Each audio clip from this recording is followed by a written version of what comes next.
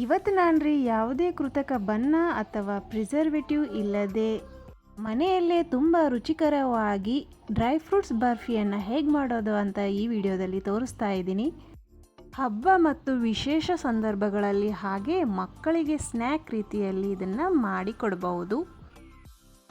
ಹಾಗಿದ್ರೆ ವಿಡಿಯೋನ ಕೊನೆಯವರೆಗೂ ನೋಡಿ ಶುರು ಮಾಡೋಣ. ಹೊಸದಾಗಿ ನೋಡೋರು ಸಬ್ಸ್ಕ್ರೈಬ್ ಮಾಡ್ಕೊಳ್ಳಿ, ಬೆಲ್ ಐಕಾನ್ನ ಕ್ಲಿಕ್ ಮಾಡಿ, ನಾನು ಹಾಕುವ ವಿಡಿಯೋ ನೋಟಿಫಿಕೇಶನ್ ನಿಮಗೆ ಸಿಗುತ್ತೆ.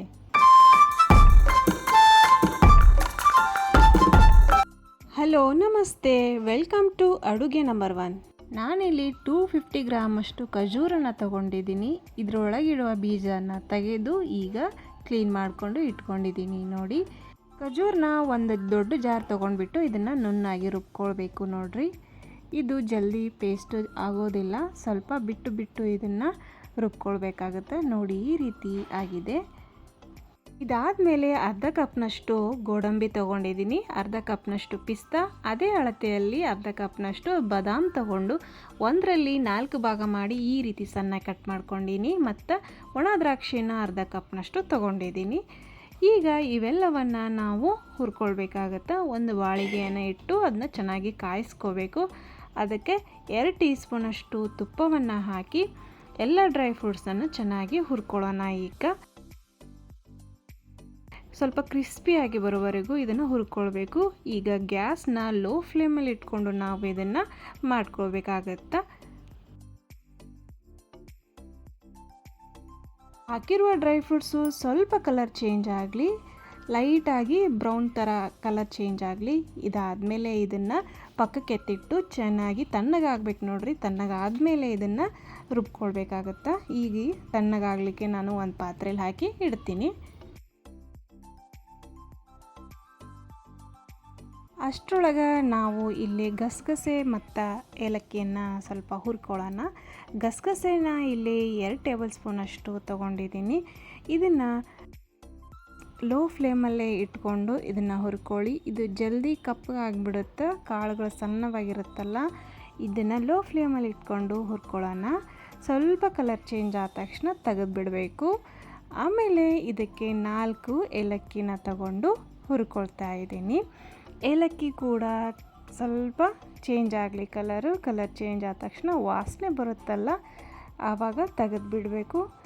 ಈ ರೀತಿ ಇವೆರಡನ್ನು ಹುರ್ಕೊಂಡು ಇಟ್ಕೊಂಡಾದಮೇಲೆ ಈಗ ಡ್ರೈ ಫ್ರೂಟ್ಸನ್ನು ರುಬ್ಬಿಕೊಳ್ಳೋಣ. ಇದನ್ನು ಸ್ವಲ್ಪ ತರಿಯಾಗಿ ಕಾಳು ಥರ ರುಬ್ಬಿಕೊಳ್ಬೇಕು.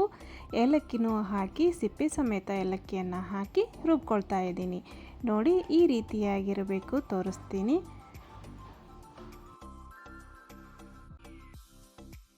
ಇಷ್ಟಾದಮೇಲೆ ಒಂದು ತವಾದಲ್ಲಿ ಚೆನ್ನಾಗಿ ಕಾಯಿಸಿ ಅದಕ್ಕೆ 2 ಟೀ ಸ್ಪೂನಷ್ಟು ತುಪ್ಪ ಹಾಕಿ ನಾವು ರುಬ್ಕೊಂಡಿರುವಂಥ ಖಜೂರನ್ನು ಹಾಕಿ ಚೆನ್ನಾಗಿ ಬಿಸಿ ಮಾಡ್ಕೊಳ್ಳೋಣ. ಖಜೂರು ಇನ್ನೂ ಸ್ವಲ್ಪ ಮೆತ್ತಗಾಗಬೇಕು. ನೋಡಿರಿ, ಇದನ್ನು ಈ ರೀತಿ ಬಿಸಿ ಮಾಡ್ಕೊಳ್ಬೇಕು. ಈ ಥರ ಕಿವುಚಿ ಸ್ಮ್ಯಾಶ್ ಮಾಡ್ತಾ ಇದನ್ನು ಮೆತ್ತಗೆ ಮಾಡ್ಕೊಳ್ಳೋಣ. ಲೋ ಫ್ಲೇಮಲ್ಲಿ ಇಟ್ಕೊಳ್ಳಿ ಗ್ಯಾಸ್ ಸ್ಟವ್ನ, ಇಲ್ಲಾಂದರೆ ಕಪ್ಪಾಗಿ ಹೊತ್ತು ಬಿಡುತ್ತೆ. ಈ ರೀತಿ ಮೆತ್ತಗಾಗಿ ಮಾಡ್ಕೊಂಡಾದಮೇಲೆ ಬಿಸಿ ಇರುವಾಗಲೇ ನಾವು ರುಬ್ಕೊಂಡಿರುವಂಥ ಡ್ರೈ ಫ್ರೂಟ್ಸ್ಗಳನ್ನು ಇದಕ್ಕೆ ಸೇರಿಸಬೇಕು. ಸ್ವಲ್ಪ ಬಿಸಿ ಇರಲಿ, ತುಂಬ ಬಿಸಿ ಏನು ಬೇಡ, ಕಲಿಸುವಾಗ ನಮ್ಮ ಕೈ ಸುಟ್ಟು ಹೋಗ್ಬಿಡುತ್ತೆ. ಸ್ವಲ್ಪ ಬಿಸಿ ಇದ್ದಾಗ ಡ್ರೈ ಫ್ರೂಟ್ಸನ್ನು ಸೇರಿಸ್ಕೊಳ್ರಿ. ಹೀಗೆ ಸೇರಿಸ್ಕೊಂಡು ಚೆನ್ನಾಗಿ ಮಿಕ್ಸ್ ಮಾಡಿಕೊಳ್ರಿ. ಎಲ್ಲ ಖಜೂರು ಮತ್ತು ಡ್ರೈ ಫ್ರೂಟ್ಸು ಹೊಂದಾಣಿಕೆ ಆಗಬೇಕು. ಚೆಂದಾಗ ಮಿಕ್ಸ್ ಮಾಡಿಕೊಡ್ರಿ. ಸ್ವಲ್ಪ ಹಾಕ್ಕೊಳ್ತಾ ನೀವು ಮಿಕ್ಸ್ ಮಾಡ್ಕೋಬಹುದು.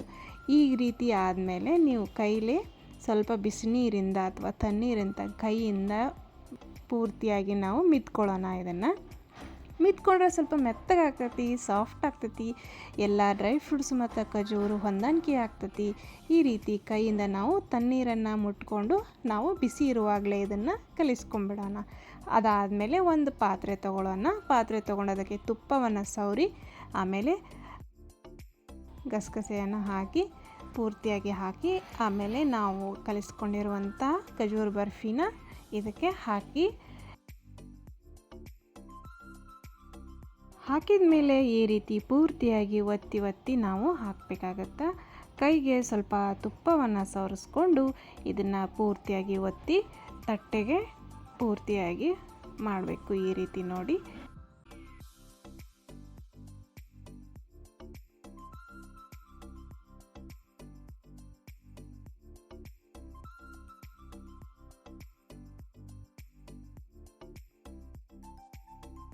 ಆಮೇಲೆ ಮೇಲ್ಗಡೆನೂ ಸ್ವಲ್ಪ ಗಸಗಸೆನ ಹಾಕಿ